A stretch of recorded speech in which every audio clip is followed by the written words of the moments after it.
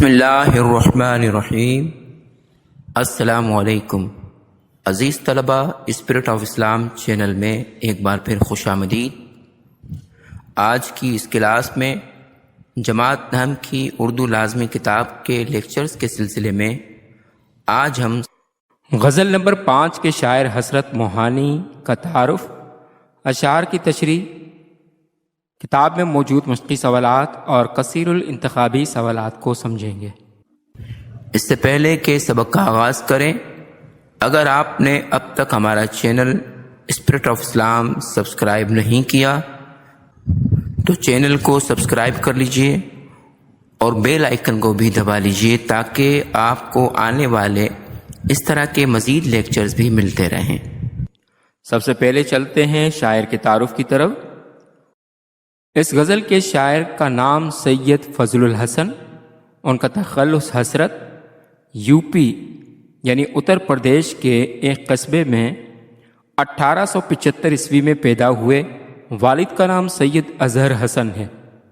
حسرت موہانی کی ابتدائی زندگی دینی تعلیم موہان کے ایک مکتب میں ہوئی، اسی وجہ سے ان کے نام کے ساتھ موہانی لکھا جاتا ہے۔ وہیں سے انہوں نے مڈل کا امتحان پاس کیا اور صوبے بھر میں اول آئے۔ 1895 عیسوی میں علی گڑھ یونیورسٹی سے BA کیا۔ حسرت موہانی نے طالب علمی کے زمانے میں ہی سیاست میں حصہ لینا شروع کر دیا۔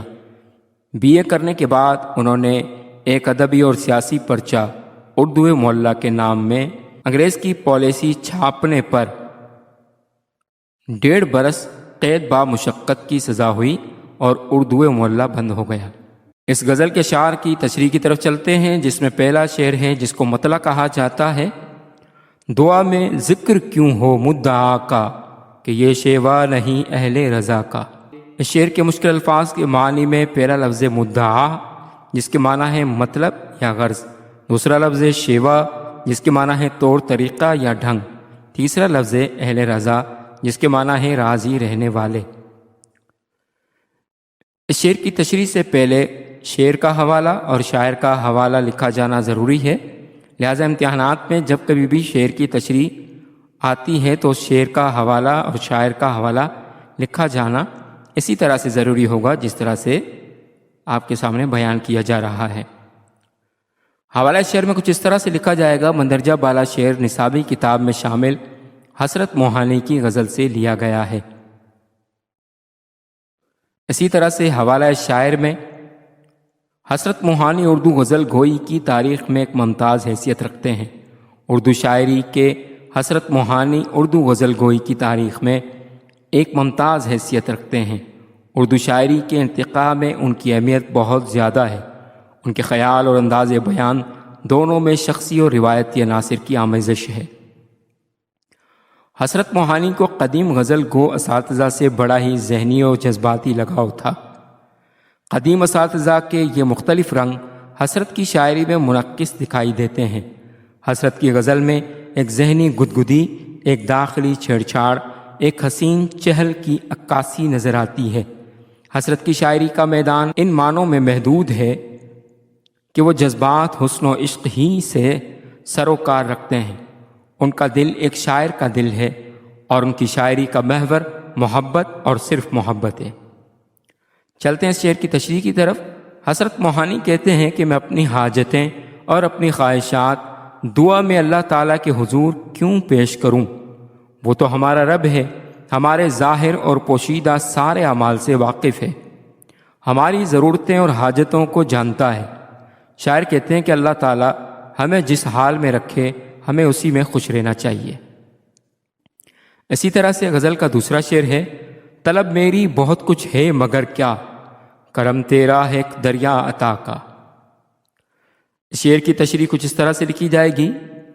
اس شعر میں حسرت موہانی کہتے ہیں کہ میری تو ہزاروں خواہشیں ہیں، ایک پوری ہوتی ہے تو دوسری شروع ہو جاتی ہے، مگر میرا مالک ہر وقت عطا کیے جاتا ہے، مجھے ہر لمحہ نوازتا رہتا ہے۔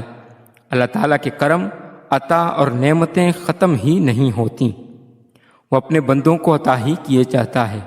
اللہ تعالیٰ کی سخاوت بیش بہا ہے، ایک دریا کی طرح ہے، نہ ختم ہونے والی۔ ہم انسان ہی ناشکرے ہیں، ذرا ایک طلب پوری نہیں ہوتی تو شکوے شروع کر دیتے ہیں۔ ہم مانگتے مانگتے تھک جاتے ہیں، لیکن وہ دو جہاں کا مالک عطا کرتے کرتے نہیں تھکتا۔ عزیز طلبہ، اس کے بعد شعر نمبر 3، نثار ان پر ہوئے اچھے رہے ہم، تقاضا تھا یہی خوئے وفا کا۔ اس شعر کے مشکل الفاظ کے معنی میں پہلا لفظ نثار جس کے معنی ہے قربان، دوسرا لفظ تقاضا جس کے معنی ہے خواہش، مانگ یا طلب، تیسرا لفظ خوئے وفا جس کے معنی ہے وفا کی عادت۔ اس شعر کی تشریح کچھ اس طرح سے لکھی جائے گی۔ حضرت موہانی کہتے ہیں کہ محبوب کے عشق میں ہم نے خود کو مٹا ڈالا، اپنی خوشی، اپنی انا، سب کچھ قربان کر ڈالا، سب کچھ محبوب کے قدموں پر نثار کر دیا۔ ہم نے ایسا کر کے اچھا ہی کیا اور ہمیں ایسا ہی کرنا چاہیے تھا، کیونکہ وفا کا تقاضا یہی ہوتا ہے، کسی کے لیے خود کو فنا کر لینا۔ اگر اس کے حقیقی کے تناظر میں اس شعر کو دیکھا جائے تو اس کا مطلب یہ نکلتا ہے کہ جب ہم اللہ تعالیٰ کو اپنا رب مانتے ہیں تو ہمیں اس کے احکامات کو چون و چرا کے بغیر ماننا ہے۔ جن چیزوں کا حکم اللہ تعالیٰ نے دیا ہے ان پر عمل پیرا ہونا ہے، اور جن امور سے منع فرمایا ہے انہیں چھوڑ دینا ہے۔ اپنے نفس اور اپنی ذات کو مارنا ہے، خود کو فنا کرنا ہے۔ یہی اللہ تعالیٰ اور اس کے نبی حضرت محمد صلی اللہ علیہ وآلہ وسلم سے وفا کا تقاضا ہے۔ غزل کا چوتھا شعر ہے، گناہ گارو چلو افو الہی، بہت مشتاق ہے عرض خطا کا۔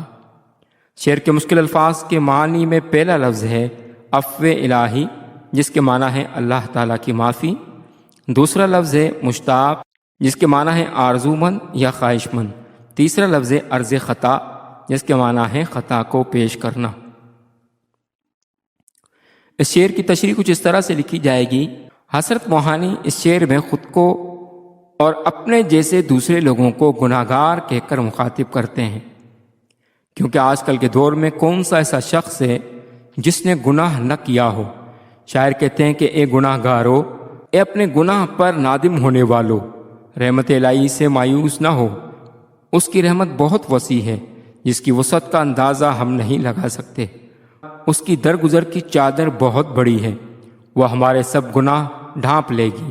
اللہ تعالیٰ کا عفو و درگزر عام اور وسیع ہے، صرف ندامت کے آنسوؤں کی ضرورت ہے۔ اللہ تعالیٰ کے حضور ندامت یعنی شرمندگی کے 2 آنسو بہتے ہیں تو رحمت الہی جوش میں آتی ہے، اور وہ کہتا ہے کہ دیکھو میرا بندہ اپنے گناہ پر نادم ہے، یعنی شرمندہ ہے، وہ مجھ سے معافی کا طلبگار ہے، میں اسے معاف کرتا ہوں۔ انسان سچے دل سے جب بھی اپنے گناہوں کی معافی مانگے گا تو رب العالمین کبھی اسے مایوس نہیں کرے گا۔ غزل کا آخری شعر ہے جسے مقطع کہا جاتا ہے، جفا کو بھی وفا سمجھو کہ حسرت، تمہیں حق ان سے کیا چونو چرا کا۔ شعر کے مشکل الفاظ کے معنی میں پہلا لفظ ہے جفا جس کے معنی ہے بے وفائی یا ظلم، دوسرا لفظ ہے چون و چرا جس کے معنی ہے سوال جواب یا بحث و مباحثہ۔ چلتے ہیں شعر کی تشریح کی طرف۔ اس شعر میں شاعر خود کو مخاطب کر کے کہتے ہیں کہ محبوب کی جفا کو اپنی وفا سمجھو، اگر وہ جفا کرتا ہے تو تمہاری محبت کا تقاضا ہے کہ اس سے محبت کرتے رہو، اس سے وفا کرتے رہو۔ تمہیں یہ حق نہیں پہنچتا کہ اس سے بحث کرو، اس سے تکرار کرو، بس برداشت کرو اور وفا کرو۔ عشق حقیقی کے تناظر میں اس شعر کی تشریح کچھ یوں ہے کہ کبھی ہماری دعا قبول نہیں ہوتی یا ہمیں کوئی تکلیف ہوتی ہے تو ہمیں اللہ تعالیٰ سے شکوہ نہیں کرنا چاہیے، صبر اور شکر سے کام لینا چاہیے۔ اللہ تعالیٰ سے محبت کا تقاضا ہے کہ اس کی رضا پر راضی ہو جائیں۔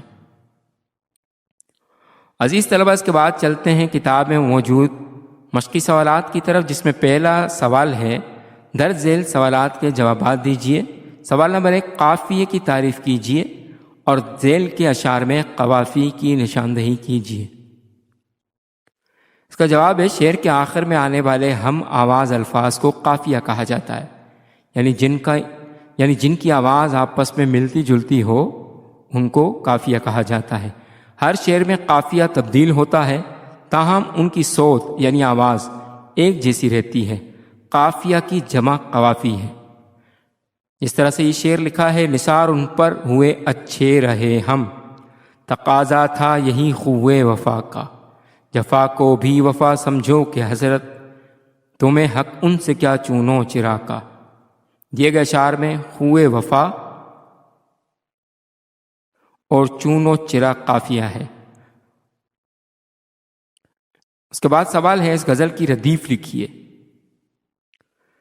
اس طرح سے پہلے بھی آپ کو بتایا جاتا رہا ہے، ردیف کسی بھی غزل کے اندر ریپیٹ ہونے والے، دہرائے جانے والے ایک ہی جیسے الفاظ کو کہا جاتا ہے۔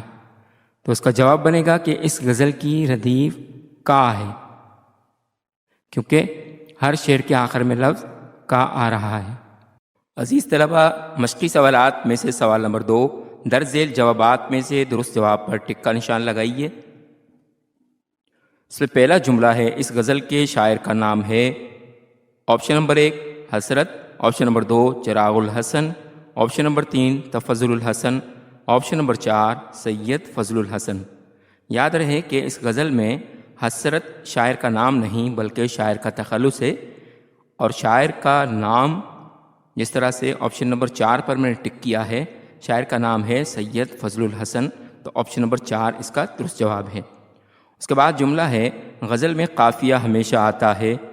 آپشن نمبر 1 ردیف کے بعد، آپشن نمبر 2 ردیف سے پہلے، آپشن نمبر 3 آخری شعر میں، آپشن نمبر 4 مقطع میں۔ اس کا درست جواب ہے آپشن نمبر 2 ردیف سے پہلے۔ اس کے بعد جملہ ہے: مطلع کہتے ہیں۔ آپشن نمبر 1 آخری شعر کو، آپشن نمبر 2 ہر شعر کو، آپشن نمبر 3 درمیانی شعر کو، آپشن نمبر 4 پہلے شعر کو۔ اس کا درست جواب ہے آپشن نمبر 4 پہلے شعر کو۔ اس کے بعد جملہ ہے: اہل رضا کا مطلب ہے۔ آپشن نمبر 1 اللہ جن سے راضی ہو گیا، آپشن نمبر 2 جو اللہ سے راضی ہو گئے، آپشن نمبر 3 رضاکار لوگ، آپشن نمبر 4 جو لوگوں کو راضی کرتے ہیں۔ اس کا درست جواب ہے آپشن نمبر 2 جو اللہ سے راضی ہو گئے۔ اس کے بعد جملہ ہے: تیرا کرم عطا ہے۔ آپشن نمبر 1 چمن، آپشن نمبر 2 دریا، آپشن نمبر 3 موسم، آپشن نمبر 4 پھول۔ اس کا درست جواب ہے آپشن نمبر 2 دریا۔ اس کے بعد مشقی سوالات میں سے سوال نمبر 3 کالم الف کے الفاظ کو کالم بے کے لفظوں سے ملائیے۔ جس طرح سے آپ کو اسکرین پر نظر آ رہا ہے، کالم الف میں نے الفاظ لکھ دیے ہیں اور کالم بے میں ان کے معنی میں نے لائن لگا کر میچ کر کے دکھائے ہیں۔ پہلا لفظ مدعا جس کے معنی ہے مقصد، لائن میں نے لگا دی ہے۔ دوسرا لفظ طلب، اس کو میچ کیا جائے گا خواہش سے۔ تیسرا لفظ عطا، اس کو ملایا جائے گا بخشش سے۔ اس کے بعد لفظ نثار، اس کو ملایا جائے گا قربان لفظ سے۔ اس کے بعد لفظ مشتاق جس کے معنی ہے خواہش مند۔ مشقی سوالات میں سے اگلا سوال درج ذیل الفاظ کے جمع لکھیے۔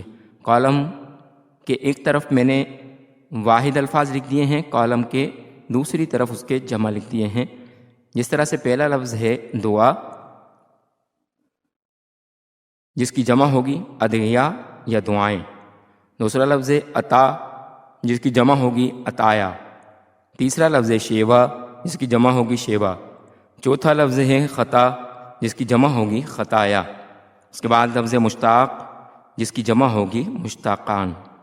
عزیز طلبہ، امید ہے کہ آپ کو آج کا لیکچر پسند آیا ہوگا۔ اگر آپ کو لیکچر پسند آیا ہے تو چینل کو سبسکرائب کر لیجئے اور ساتھ میں لگے بیل آئیکن کو بھی دبا لیجئے تاکہ آپ کو آئندہ بھی اسی طرح کے مزید لیکچرز ملتے رہیں۔ اس کے ساتھ ہی اجازت چاہتے ہیں۔ والسلام علیکم ورحمۃ اللہ۔